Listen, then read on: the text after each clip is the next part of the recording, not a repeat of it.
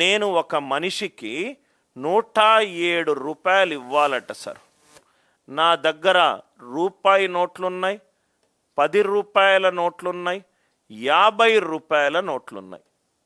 నేను ఒక మనిషికి 107 రూపాయలు ఇవ్వాలి. రూపాయి నోటు ఉంది, 10 రూపాయల నోట్లున్నాయి అండ్ 50 రూపాయల నోట్లున్నాయి. ఎన్ని నోట్లు యూజ్ చేయాలో వాడు చెప్పలేదు.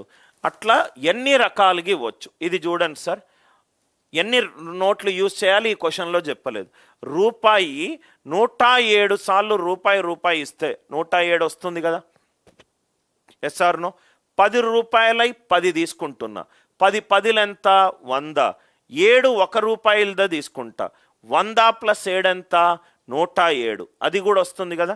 అంటే మీరు అబ్జర్వ్ చేస్తే రూపాయి నోట్లు కనుక నేను ఎక్స్ తీసుకొని, 10 రూపాయల నోట్లు వై తీసుకొని, 50 రూపీస్ నోట్స్ జెడ్ తీసుకుంటే ఈక్వేషన్ ఏమవుతుంది? X plus 10y plus 50z equivalent to 107. X plus 10y plus 50z equivalent to 107. నవ్వు ఇక్కడ చూడండి ఎక్స్ అనేటి రూపాయి నోట్లు నేను 107 తీసుకోవచ్చు, అంటే వై వాల్యూ 0 ఉండొచ్చు, జెడ్ వాల్యూ 0 ఉండొచ్చు. 50 రూపాయల నోట్లు 2 ఇవ్వచ్చు, ప్లస్ 7 1 రూపీ నోట్స్ ఇవ్వచ్చు. 100 + 7 ఎంత? 107. అంటే కొన్ని కేసులలో వై జెడ్ 0 రావచ్చు, జెడ్ 0 రావచ్చు. 3 క్వశ్చన్ చూసి మీరు భయపడొద్దు. ఇక్కడ మీరు క్వశ్చన్ చూడంగానే మీకు ఐడియా వస్తుంది. జెడ్ అనేది 0 కావచ్చు, జెడ్ అనేది 1 కావచ్చు, జెడ్ అనేది 2 కావచ్చు. జెడ్ 3కి మించి అయితే ఉండదు, 3 కూడా ఉండదు. ఎందుకు సార్ 3 ఉండదు? 53 ఎంత? 150. ఇది వాల్యూ ఎంత? 107. అంటే 52s ఆర్ ఎంత? 100. జెడ్ వాల్యూ మ్యాక్సిమం ఎంత అవుతుంది? 2 అవుతుంది. జెడ్ వాల్యూ మ్యాక్సిమం ఎంత అవుతుంది? 2 అవుతుంది. 2కి మించి లేదు. జెడ్ 0 వేస్తే X plus 10y equivalent to 107.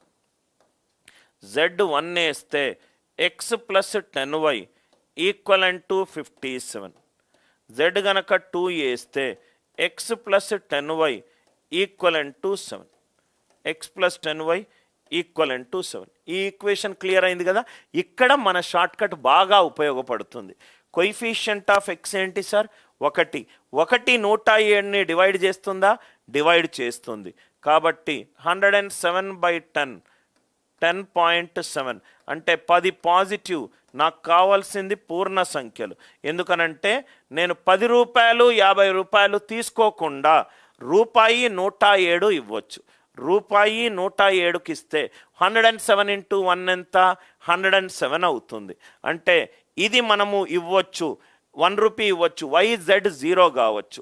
కాబట్టి మనము హోల్ నంబర్స్ తీసుకుంటున్నాం. ఇక్కడ కూడా కోఎఫిషియంట్ ఆఫ్ ఎక్స్ ఏంటి? 1. 57ని డివైడ్ చేస్తుందా? చేస్తుంది. కాబట్టి 57/10 5.7.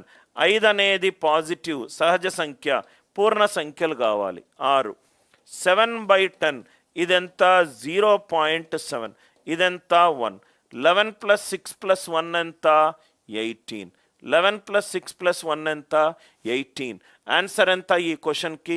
18. క్వశ్చన్ చూస్తే చాలామంది భయపడతారు, భయపడకూడదు. 1 రూపీ 107 రూపాయలు నా ఫ్రెండ్కి ఇవ్వాలి. రూపాయి 10 రూపాయలు 50 రూపాయలు. రూపాయి ఎన్ని తీసుకుంటున్నా? ఎక్స్. 10 రూపాయలు ఎన్ని తీసుకుంటున్నా? వై. 50 రూపీస్ ఎన్ని తీసుకుంటున్నా? జెడ్. మొత్తం వాల్యూ ఎంత? 107. X plus 10y plus 50z equivalent to 107. Z value 2 కంటే ఎక్కువ ఉంటుందా? ఉండదు. జెడ్ 3 పెట్టుకుంటే 53 ఎంత? 150. ఇది కాదు. 0 1 2. X plus 10y is 107. 107/10 ఎంత? 10.7. ఈ వాల్యూ ఎంత? 11. జెడ్ 1 పెట్టుకుంటే ఎక్స్ ప్లస్ 10y ఎంత? 57. 57/10 ఎంత? 5.7. అంటే ఎంత? 6.